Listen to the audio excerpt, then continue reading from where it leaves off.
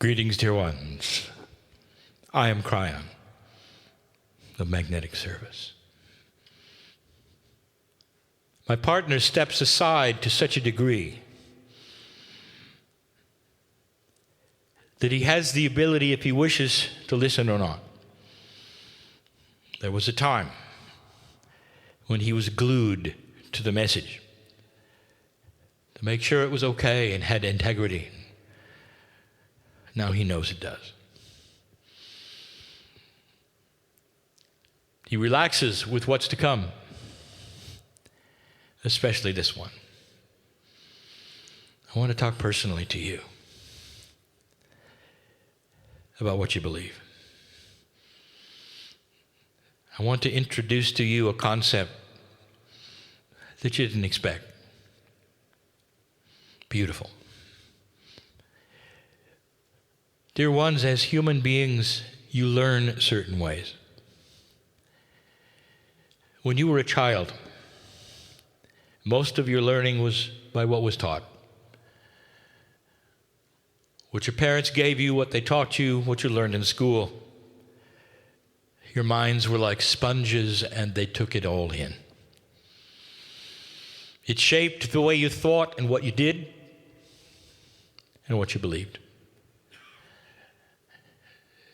When you became older, you had your own experiences to alter that. You had free choice to move, perhaps in a slightly different way than your parents gave you. And that became more conceptual. So you can see there are really a number of ways to learn. Most learning is done in a linear fashion, and it still is. Let us say that there was a concept of enlightenment that was new and that you wanted to know about, for it expanded horizons of what you thought. And so you would then go to a meeting with pencil in hand. You'd go through the processes, the steps, you would learn, you'd write, you study, you practice. That's linear. It's tough to teach in a non-linear way, if not impossible. This is not an indictment of the process. It's an exposure of a new way of thinking. An exposure of non-linear teaching and receiving. And we've got some examples. And then something I want to tell you as well. It cannot be a process, dear ones. It cannot be a process. And everything to this point has been one. My partner, in his linear way, has put the items on the board for you to see. Number 1, number 2, number 3. It's the best he can do. Although they are conceptual, he still puts them one at a time on the board. Even in that, there's a bias for the one at the top is supposed to be the more important, the one at the bottom, the least. It's not that way. But that is the bias of how the human learns. Almost everyone in here has had the beauty and the opportunity at some age to fall in love. I would love to take you there now. In remembrance, if you're not already aware, what that was like. Everything was fine. Didn't matter whether you had food the next day or not. Didn't matter what your friends thought or not. You were glued to the other person, and you were in love. And if it was reciprocated to the same degree, the world was perfect. It didn't matter who was fighting who or what was on the news that day. It didn't matter. Because there was a concept that was not a process, that is unexplainable, that you were sitting in the middle of it and cooperating with the other. a state of mind. And if I ask you right then, do you believe in love? You would give me a treatise. Poetry would flow out of you, even if you weren't a poet, because of what you were feeling. Belief was 100%. And you never wrote anything down. You never went to a workshop. Now this is what I want to show you. There are stages of belief, but they're none a process. Not one is a process. You're reaching an evolutionary stage of development where you cannot learn the same kind of things in a linear way. Now, don't get me wrong. The teacher can present them in a linear way, give them to you so that you can process and not become a process.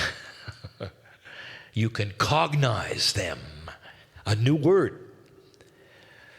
Cognize means that you pull them to yourself. You experiment with them until they are you. You don't learn them. You become them. So the best teachers may give you linear things, but you're going to have to take those linear things and cognize them as a way of being. Eventually there'll be ways of teaching that are quantum, where you sit and absorb and there are no lists on the board. That's coming. Now, where is this going?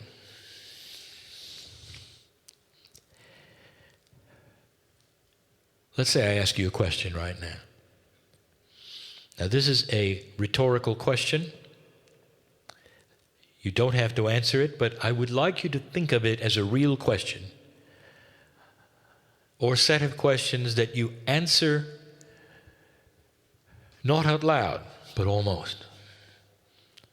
I want you to think the answer.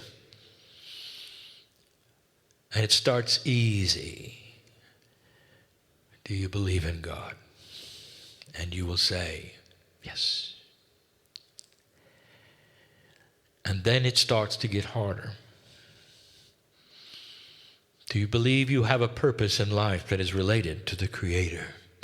Do you believe in energies? Do you believe you lived before? Do you believe there are energies in your DNA you're not aware of? Do you believe that you were seeded from those from another planet? Do you believe the galaxy teems with life?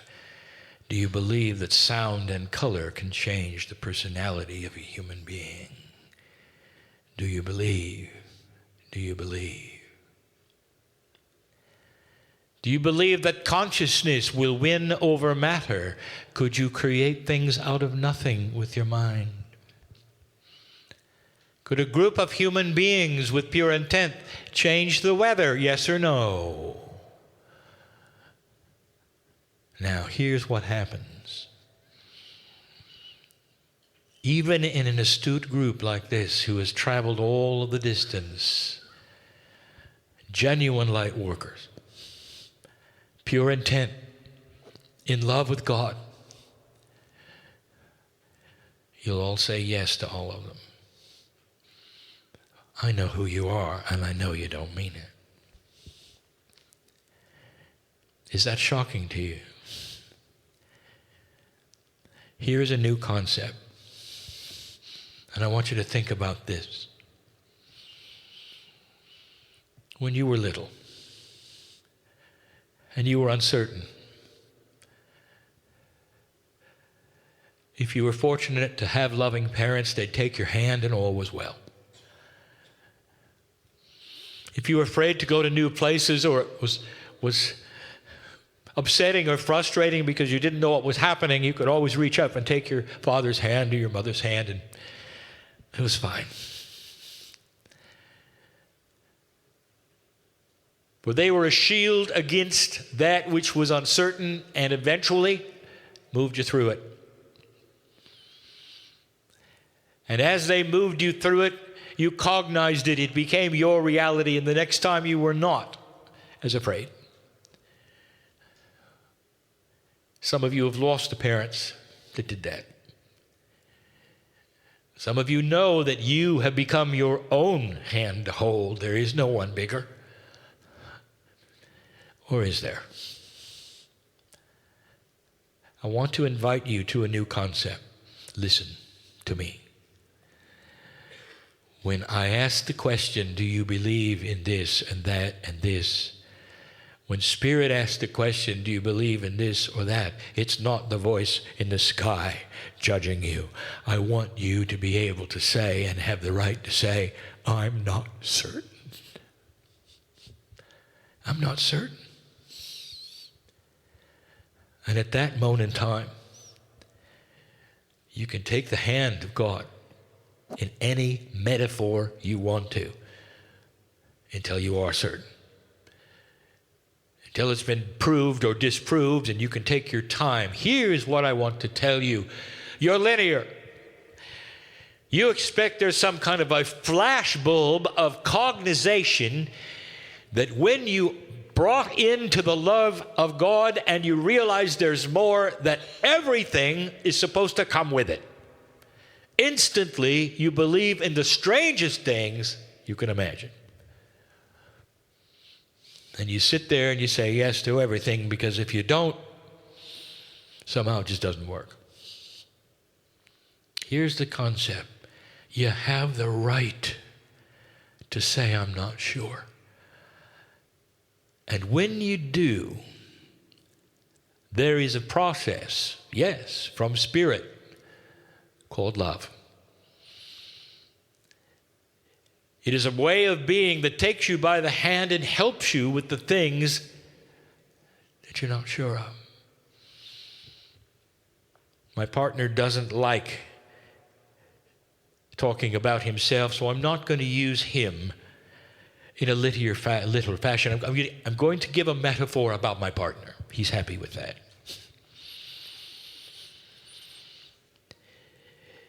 When the engineer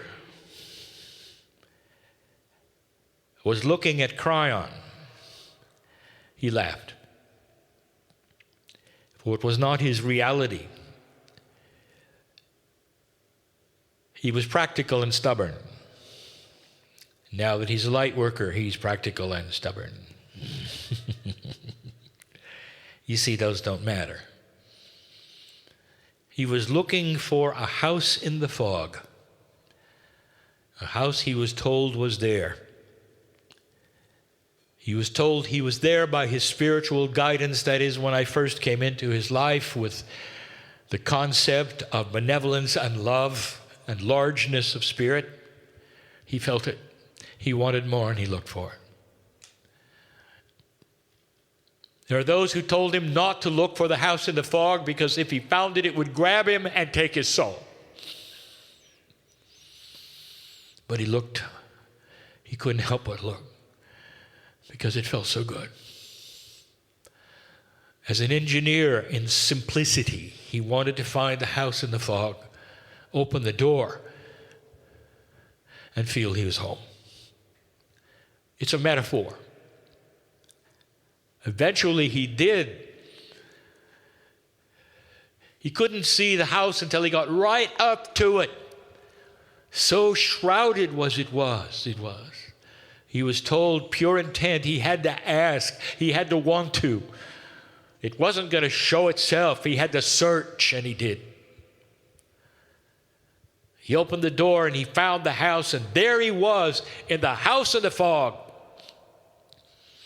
And there were all those around him and said, wait till you see the rooms. Oh, they're filled with magic.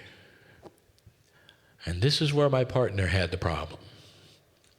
Because right there, if I ask him the question, do you believe in God? He'd say, yes, with all that is in me.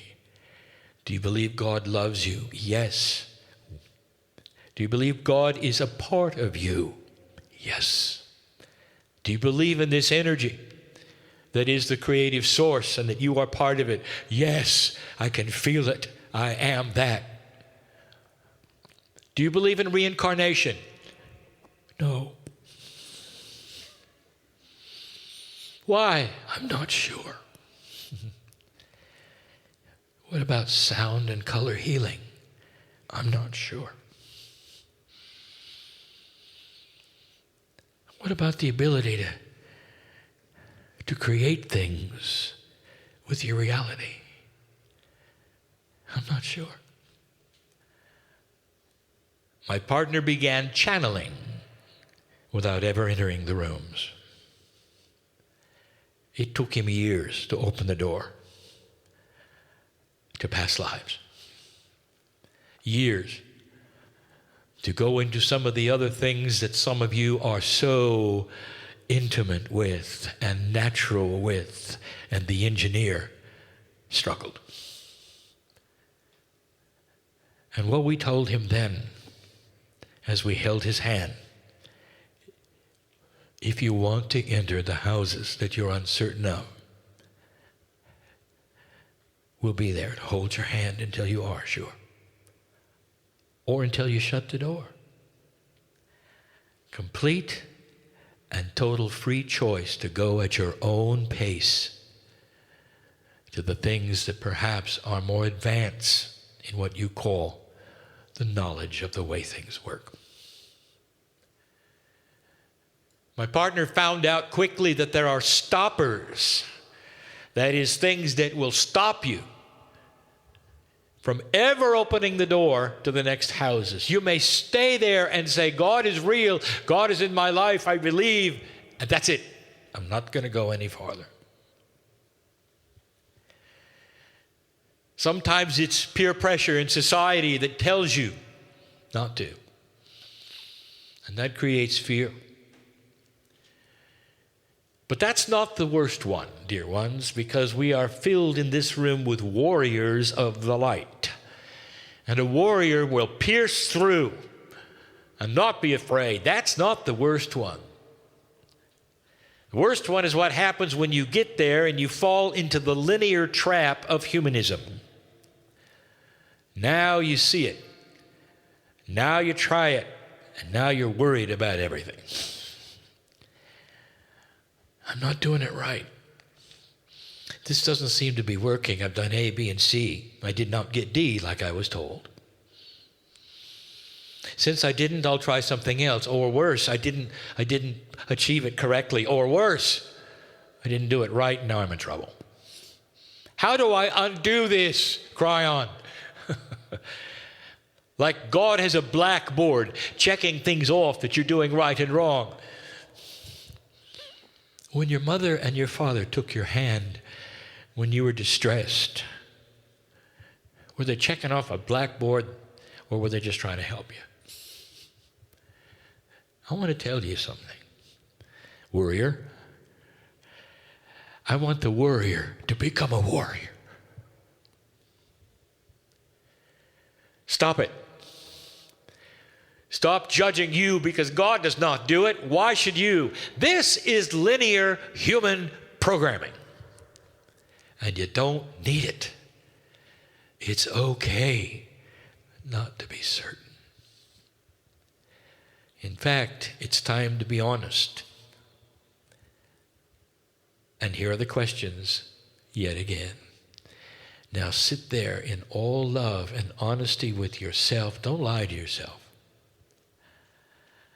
And every single answer that you have for yourself, God is there listening and smiling because the answers are already known. The hand comes down for any of you with an answer that perhaps is different than the first time. Do you believe in a benevolent creator that is inside you? Do you believe that creator loves and cares about you?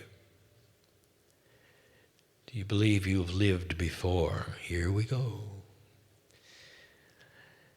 Is there any evidence in your life that you might be able to change who you are by pulling upon the past akash of who you used to be? And the more complex and conceptual it gets, the more you're able to say, I'm not certain. And I want you to be able to say that. This is how it works. It's not a process. You cognize things because over time you experience intuitive thought. And over a period of time, these things make sense as you connect the dots, and you're no longer afraid. Soon they become your reality. Often there is a hierarchy of how long it takes. Slowly, little by little, the man in the chair is the example. In his stubbornness, in his practicalness, he opened those houses of magic so slowly that only a few years ago were they all opened. Now he has a complete picture and he teaches it as a complete picture. But if anyone were to tell him that he had to believe in all of them, he would never have even found the house in the fog. Dear ones, the message today, it's okay not to be certain. There's a hand that you can take that'll walk you right through it, step by step, piece by piece, at your own rate, while you continue to love God. That's all we care about. That you find the seed inside, the seed that is the Creator. Blessed are the ones in the chairs and listening to this who have gotten what I'm talking about now. This is the land where we can speak these truths and you would understand them. And so it is.